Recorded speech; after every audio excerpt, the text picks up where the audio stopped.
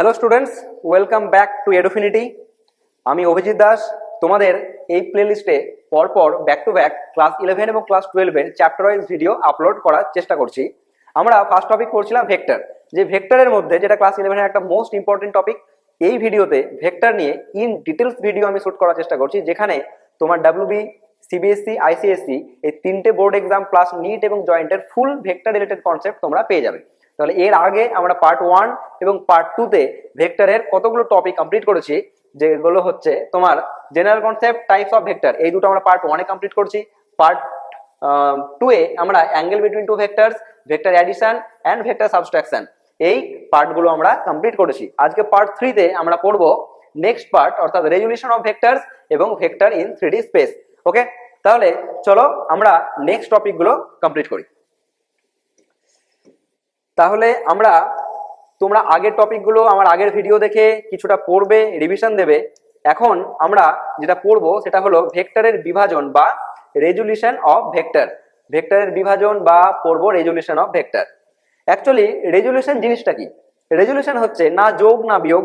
আমরা ভেক্টরের যোগ পড়েছি, ভেক্টরের বিয়োগ পড়েছি। ভেক্টরের যোগ করতে গেলে আমরা তিনটা থিওরেম অ্যাপ্লাই করি, হয় সামান্তরিক সূত্র বা ত্রিভুজ সূত্র বা বহুভুজ সূত্র। ইংলিশে হচ্ছে parallelogram theorem, triangle theorem or polygon theorem. ভেক্টরের বিয়োগ করতে গেলে আমরা সামান্তরিক সূত্রের মতোই, অর্থাৎ প্যারালেলোগ্রাম থিওরেমের মতোই আমরা ঠিক একইভাবে দুটো ভেক্টরকে প্লেস করে অপোজিট যেটা ডায়াগোনাল হয় সেটা আমরা দুটো ভেক্টরের সাবট্রাকশন হিসাবে পেয়ে থাকি। কিন্তু রেজুলেশন বা বাংলায় বিভাজন, ভেক্টর বিভাজন বা ভেক্টর রেজুলেশন, এই কথাটার মানে কি? দেখো, রেজুলেশনটা শুধু ভেক্টরের কেসে না, তুমি যে কোনো কথা করতে পারো।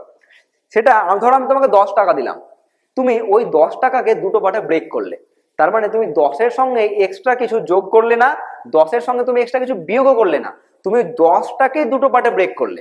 মানে আমি যখন তোমাকে 10 টাকা দিলাম, তখন এই 10 টাকাকে তুমি দুটো পার্টে ব্রেক করলে। কিরকম করতে পারো? 4 + 6, তুমি করতে পারো 8 + 2, তুমি করতে পারো 5 + 5। তাহলে যে কোনো ভাবে তুমি যখন ব্রেক করছো, তখন মনে রাখো যে এই যখন ব্রেকটা হয়ে যাচ্ছে, তখন আর অরিজিনালটা থাকছে না। তোমার হাতে 10 টাকা ছিল, তুমি দুটো পার্টে ব্রেক করলে, তাহলে দুটো পার্ট হলো এই মেন তোমার কোয়ান্টিটিকে তুমি রেজুলেট করলে, তুমি দুটো পার্টে বিভাজিত করলে, ব্রেক করলে।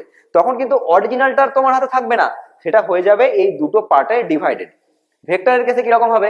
তুমি এখানে একটা ভেক্টর পেলে, ওকে, তাহলে এই যে স্ট্রেট লাইন, সেটা একটা ভেক্টরকে ডিনোট করলো। এই ভেক্টরকে যখন তুমি দুটো পার্টে ব্রেক করবে, তার মানে এই ভেক্টরকে তুমি, আচ্ছা এই ভেক্টরকে ব্রেক করে আবার কি পাবে? তাহলে একটা ভেক্টরকে ব্রেক করে আমরা ভেক্টরই পাবো। তাহলে এই ভেক্টরকে যখন আবার তুমি দুটো পার্টে ব্রেক করবে, তাহলে নিশ্চয় সেই ভেক্টরগুলো একটা হতে পারে এইরকম, আর একটা হতে পারে এইরকম। তাহলে এইভাবে যখন ব্রেকটা করলে, তখন ব্রেক করলে তুমি অবশ্যই মাথায় রাখবে যে আমরা দুই দিকে আলাদা আলাদা দুটো অ্যাঙ্গেল পাবো। ঠিক, তুমি দুই দিকে আলাদা আলাদা দুটো অ্যাঙ্গেল পাবে, মানে একটা অ্যাঙ্গেল পেলে আলফা সাপোজ, আর একটা অ্যাঙ্গেল পেলে বিটা। তার মানে তুমি মেন ভেক্টরটাকে, যেটা আমার মেন ভেক্টর ছিল, সেই ভেক্টরটাকে এই একটা পার্ট এই একটা পার্টে ব্রেক করলে। আরেকবার বলি, ধরো এইটা ছিল তোমার একটা ভেক্টর, ঠিক, এই ভেক্টরটাকে তুমি এবার দুটো পার্টে ব্রেক করবে। দুটো পার্টে ব্রেক করবে, যে কোনো দুটো অ্যাঙ্গেল, এই একটা পার্টে ব্রেক করলে। ক্লিয়ার? তুমি এই ভেক্টরটাকে এই একটা পার্টে ব্রেক করলে, ওকে। আর একটা পার্ট কোনটা নিলে? আর একটা তুমি এইরকম যে কোনো একটা পার্ট নাও, তাহলে এই একটা পার্ট, তাহলে এই ভেক্টরটা, সাপোজ এই ভেক্টরটার নাম হলো আর ভেক্টর, সাপোজ এই ভেক্টরটার নাম হলো আর ভেক্টর। তাহলে আর ভেক্টরকে তুমি যদি এই দুটো ভেক্টর, একটা এ আর একটা বি, এই দুটো ভেক্টরের ব্রেক করো, এই দুটো ভেক্টরে তুমি যদি ভাবো ব্রেক করবে, তাহলে কি, এই দুটো ভেক্টরে একটার অ্যাঙ্গেল হলো আলফা বা আলফা, আর একটার অ্যাঙ্গেল হলো সাপোজ বিটা। তাহলে অ্যান্সার কি? তাহলে এই দুটো পার্টে যখন ব্রেক করলে, তখন এ ভেক্টর ইকুয়ালস টু কত হবে? এ ভেক্টর ইকুয়ালস টু হবে তোমার যেটা মেন ভেক্টর ছিল, অর্থাৎ আর, এই ভেক্টরের সঙ্গে তুমি উল্টো দিকের অ্যাঙ্গেলটা নিলে, তাহলে আর সাইন বিটা। এই ভেক্টরটা যখন নেবে, তখন নেবে এই অ্যাঙ্গেলটা, তাহলে R sine beta by sine of alpha plus beta. Okay, আর একটা জিনিস মাথায় রাখবে যে তুমি যখন বি ভেক্টর নেবে, তখন বি ভেক্টর অ্যান্সার কি আসবে? বি ভেক্টর অ্যান্সার আসবে আর। এবার তুমি বি নিচ্ছ, তাহলে এই দিকের অ্যাঙ্গেলটা নেবে আলফা, তাহলে আর সাইন আলফা বাই নিচটা same sine of alpha plus beta. Okay, তাহলে দেখো আমি কি বললাম, এই মেন ভেক্টর ছিল আর ভেক্টর, তুমি দুটো পার্টে রেজুলেট করলে বা ব্রেক করলে, তখন আর ভেক্টর কিন্তু থাকলো না, সে হয়ে গেল এ আর বি। তো এর ভ্যালু কত হবে? আর সাইন বিটা, এ নিচ্ছ মানে উল্টো দিকের অ্যাঙ্গেল, তাহলে sine beta by sine of alpha plus beta. B নিচ্ছ মানে এই অ্যাঙ্গেল আলফা, তাহলে R sine alpha by sine of alpha plus beta. Okay, তাহলে এটা হলো ভেক্টরকে রেজলিউট করা বা ভেক্টরকে দুটো পার্টে ব্রেক করা। এবার এই সেম জিনিসটা যদি আমি ভাবি যে একটা ভেক্টরকে আমি ব্রেক তো করব, বাট দুটো পারপেন্ডিকুলার কম্পোনেন্টে, মানে যেই দুটো পার্ট তুমি পাবে একটা ভেক্টরকে ব্রেক করে, যেমন এখানে তুমি পেলে একটা এ একটা বি, কিন্তু এর মাঝে টোটাল অ্যাঙ্গেল কত? টোটাল অ্যাঙ্গেল হলো আলফা প্লাস বিটা। আমি যদি এখন তোমাকে বলি এ আর বি এর মাঝে টোটাল অ্যাঙ্গেল কত, এই অ্যাঙ্গেলটা টোটাল কত, তাহলে তুমি বলবে যে স্যার দুটোর মাঝে টোটাল অ্যাঙ্গেল হলো আলফা প্লাস বিটা, এটা আলফা এটা বিটা, আলফা প্লাস বিটা। কিন্তু এখন যদি বলি যে এই যে ভেক্টরটা তোমার ছিল আর ভেক্টর, সেই ভেক্টরটাকে তুমি দুটো পার্টে তো ডিভাইড করবে ঠিকই, সেই দুটো পার্ট একটা হলো এটা আর একটা হলো এটা। কিন্তু এখানে একটা কন্ডিশন হচ্ছে যে তুমি যখন এই পার্টটাতে ব্রেক করবে তখন এই দুটো পার্টের মধ্যে অ্যাঙ্গেল হলো 90 ডিগ্রি। তাহলে এই দুটো পার্টের মধ্যে অ্যাঙ্গেল হলো 90 ডিগ্রি। 90 ডিগ্রি মানে এই দুটো পার্ট একে অপরের সঙ্গে পারপেন্ডিকুলার, একে অপরের সঙ্গে লম্ব। তাহলে এই দুটো পার্টে ব্রেক করলে কিন্তু এখানে মাথায় রাখতে হবে এই দুটো পার্ট কিন্তু একে অপরের সঙ্গে পারপেন্ডিকুলার বা লম্ব। তাই এখানে লেখা আছে যে লম্ব উপাংশে বা পারপেন্ডিকুলার কম্পোনেন্ট। আচ্ছা, কম্পোনেন্ট কি?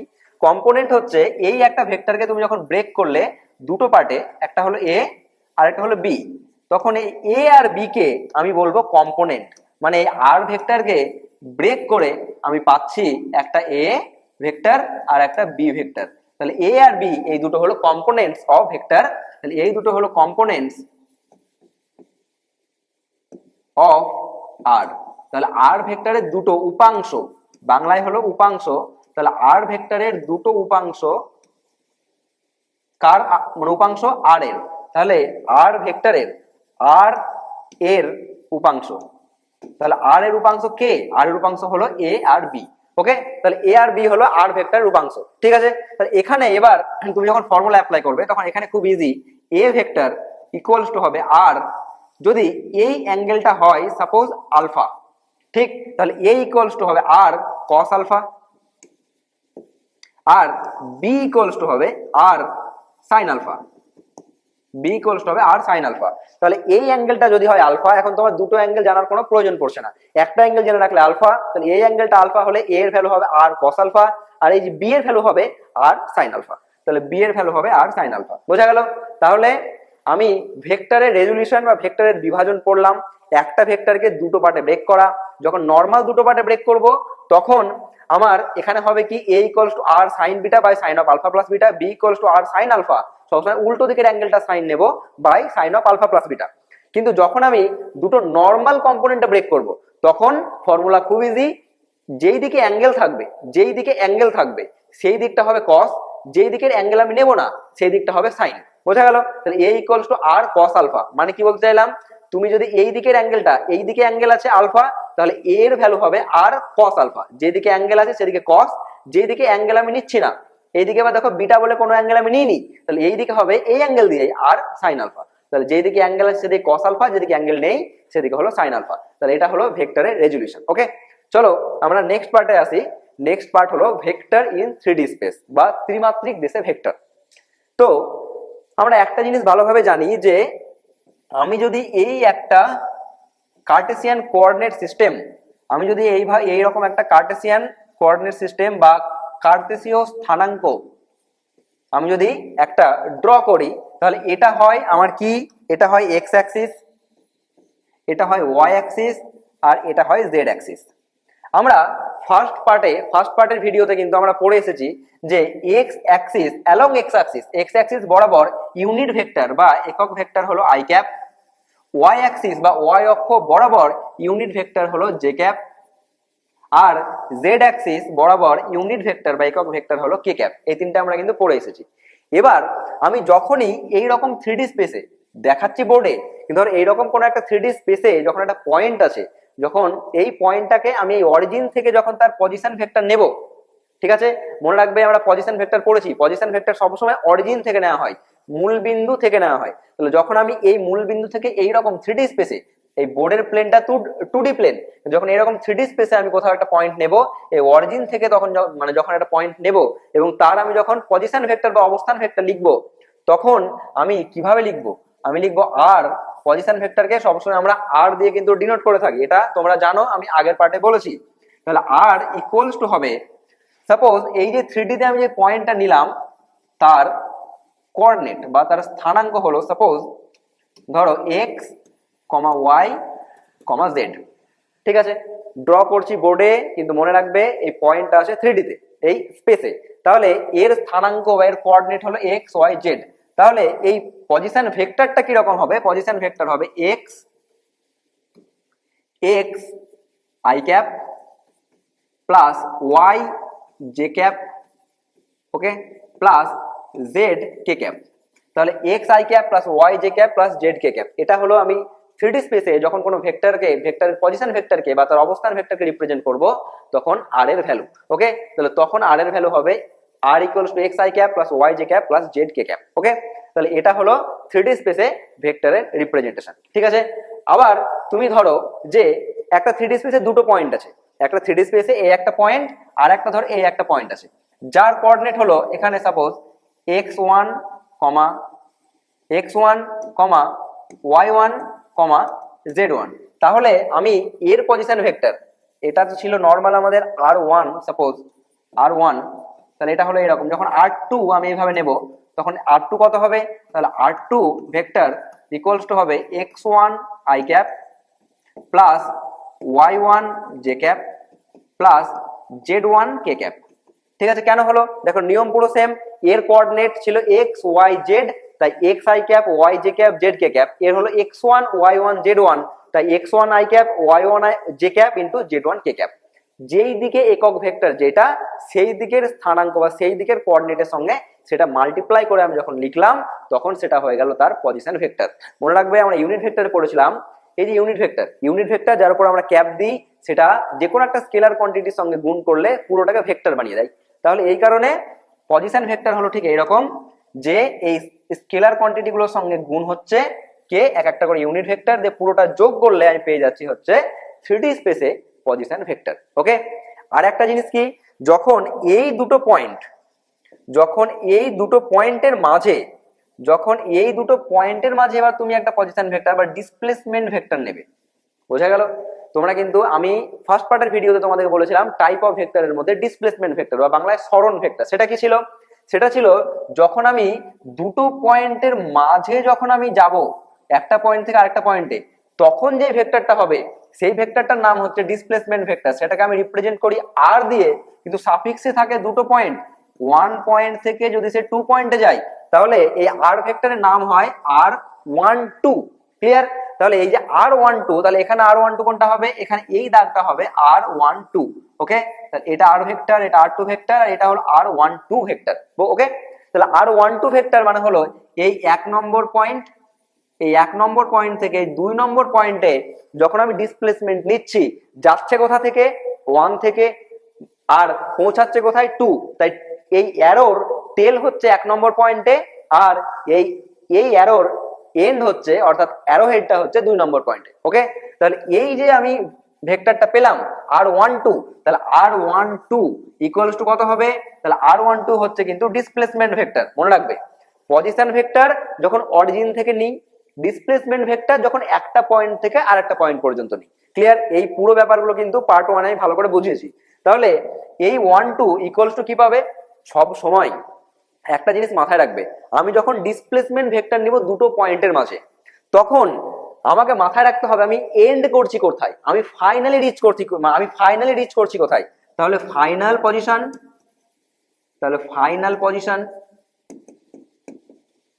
Minus initial position. তাহলে final position minus initial position. Okay, তাহলে এই জিনিসটা তোমরা সব সময় মাথায় রাখবে, যখন আমি ডিসপ্লেসমেন্ট ভেক্টর নেব তখন ফাইনাল মাইনাস ইনিশিয়াল, শেষ থেকে শুরু। তাহলে শেষ থেকে শুরু। ওকে, তাহলে ফাইনাল পজিশন ভেক্টর কত ছিল? r2। ইনিশিয়াল পজিশন ভেক্টর কত ছিল? r1। ওকে, তাহলে r2 মাইনাস r1, তাহলে r12, এই 12 কি রিপ্রেজেন্ট করছে? 1 থেকে 2 এ যাচ্ছে, তাই এখানে 12।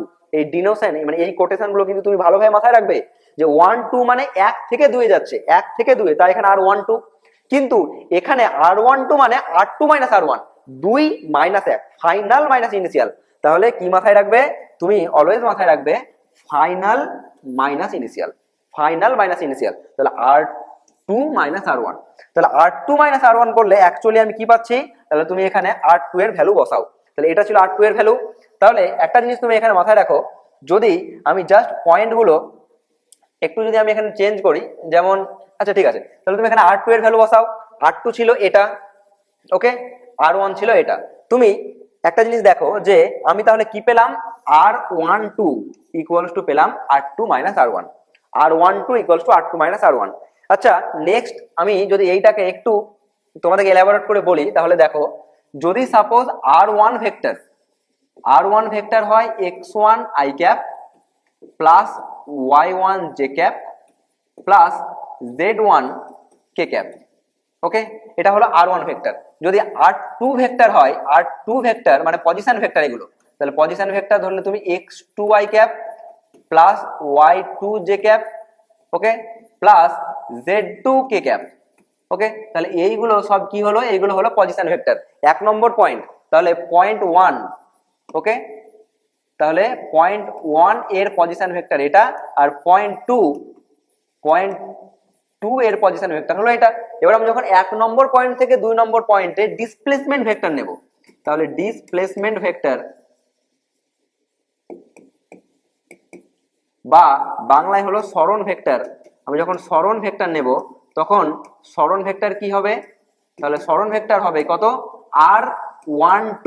কেন, কারণ 1 নম্বর পয়েন্ট থেকে 2 নম্বর পয়েন্টে যাচ্ছে, অ্যানসার কত হবে, ফাইনাল মাইনাস ইনিশিয়াল, মানে R2 মাইনাস R1। তাহলে R2 এর ভ্যালু তুমি এবার পুট করো, R2 এর ভ্যালু হচ্ছে x2 i ক্যাপ প্লাস আর কি থাকছে y2 j ক্যাপ, ওকে, y2 j ক্যাপ প্লাস হচ্ছে z2 k ক্যাপ হলো, মাইনাস মাইনাস কি যাচ্ছে, মাইনাস হচ্ছে তোমার, আচ্ছা কি মাইনাস যাচ্ছে, তুমি একটা জিনিস বোঝো, এটা হলো R2 মাইনাস R1 হচ্ছে x1 i ক্যাপ প্লাস হচ্ছে y1 j ক্যাপ প্লাস হচ্ছে z1 k ক্যাপ, ওকে। তাহলে এটা থেকে এটা যখন তুমি মাইনাস করবে তখন তুমি পাবে এটার ভ্যালু কত হবে, x2 minus x1 into i cap plus y2 minus y1 into j cap, okay,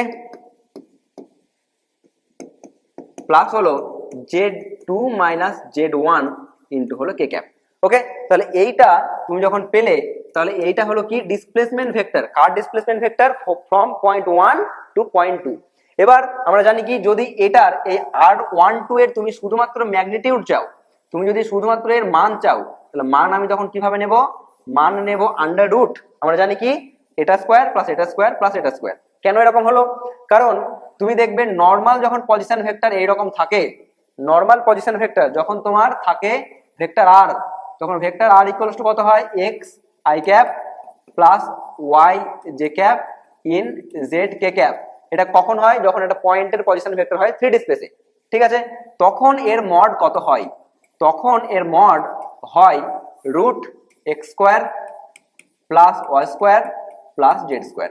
তাহলে এই পোর্শনটা তুমি কিন্তু হাইলি ইম্পর্টেন্ট, এই পোর্শনটা মাথায় রাখবে যে যখন আমি কোনো একটা পজিশন ভেক্টর পাই আর এবং সেটা থাকে 3D স্পেসে, ঠিক আছে, বা যদি 2D স্পেসেও থাকে তাহলে শুধু থাকবে x আর y বা যে কোনো দুটো, তাতে কোনো প্রবলেম নেই। 3D স্পেসে বা 2D স্পেসে যখন থাকবে তখন তার ভ্যালু হবে এইরকম, কিন্তু যখন তার শুধু আমি ম্যাগনিটিউড বা মডিউলাস বা শুধু মান চাইবো তখন মান হবে under root x square plus y square plus z square.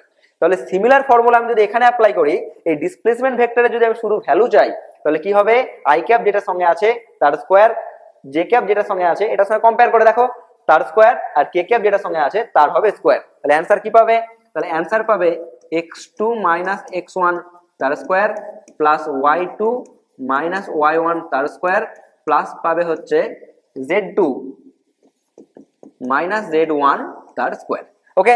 তাহলে এখানে আমরা কি কি করলাম, 3D স্পেসে ভেক্টরকে যখন রিপ্রেজেন্ট করব তখন ডিসপ্লেসমেন্ট ভেক্টর হবে লাইক দিস, তার মডিউলাস বা তার শুধুমাত্র মান ম্যাগনিটিউড হবে লাইক দিস।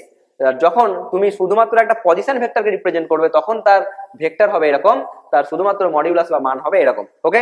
তাহলে এটা হলো আমার 3D স্পেসে ভেক্টরের রিপ্রেজেন্টেশন। 3D স্পেসে ভেক্টরকে আমরা 3টে কোঅর্ডিনেট দিয়ে ডিনোট করি এবং তার সঙ্গে প্রত্যেকটা কোঅর্ডিনেটের সঙ্গে থাকে i cap, j cap and k cap. i cap হলো x অক্ষ বরাবর ইউনিট ভেক্টর, y ক্যাপ হলো j ক্যাপ হলো y অক্ষ বরাবর এবং z হলো অর্থাৎ z অক্ষ বরাবর হলো k ক্যাপ। তাহলে তিনটে ইউনিট ভেক্টর দিয়ে আমি যে কোনো কাকে রিপ্রেজেন্ট করি, পজিশন ভেক্টরকে। আর যখন আমি দুটো পজিশন ভেক্টরের মধ্যে আবার ডিসপ্লেসমেন্ট ভেক্টর নিই, তখন সেই ডিসপ্লেসমেন্ট ভেক্টর কত হয়, তাহলে ডিসপ্লেসমেন্ট ভেক্টর হয় r12 equals to final position minus initial position. তাহলে r12 equals to r2 minus r1। ওকে, তাহলে চলো আরেকটা কথা বলে দিই যে এই আমাদের শেষ হলো ভেক্টর ইন 3D স্পেস। আর লাস্ট একটা টপিক হবে, এর পরের ভিডিওতে আমরা সেটা দেখব। এই ভিডিওতে তাহলে আমরা ভেক্টরের তোমার হচ্ছে রিপ্রেজেন্টেশন, মানে এই আমরা দেখলাম ভেক্টরের রেজুলেশন, আর তারপরে হলো ভেক্টর ইন 3D স্পেস। এই দুটো পোর্শন কমপ্লিট করার চেষ্টা করলাম। তোমরা এই টপিকগুলো ভালো করে রিভিশন দেবে। তোমাদের বোর্ড এক্সাম এবং নিট অ্যান্ড জয়েন্টের জন্য এই চ্যাপ্টার তোমাদের খুব হেল্পফুল হবে, এই আমি আশা রাখছি। বাকি পার্টে, অর্থাৎ আমরা লাস্ট একটা পার্ট পড়বো ভেক্টরের, সেখানে আমরা ভেক্টরের মাল্টিপ্লিকেশনটা পড়বো। তাহলে ভেক্টর চ্যাপ্টার তোমাদের পুরোটা শেষ হবে। আর কিছু নিউমেরিক্যালস আমরা লাস্ট পার্টে অবশ্যই অ্যাড করব, যেটা তোমরা এই পোর্শনগুলো থেকে অবশ্যই সেটা নিউমেরিক্যাল তুমি লাস্ট পার্টে পেয়ে যাবে। তাহলে চলো আমার সাথে আরেকবার ফিজিক্সকে ফিল করা যাক।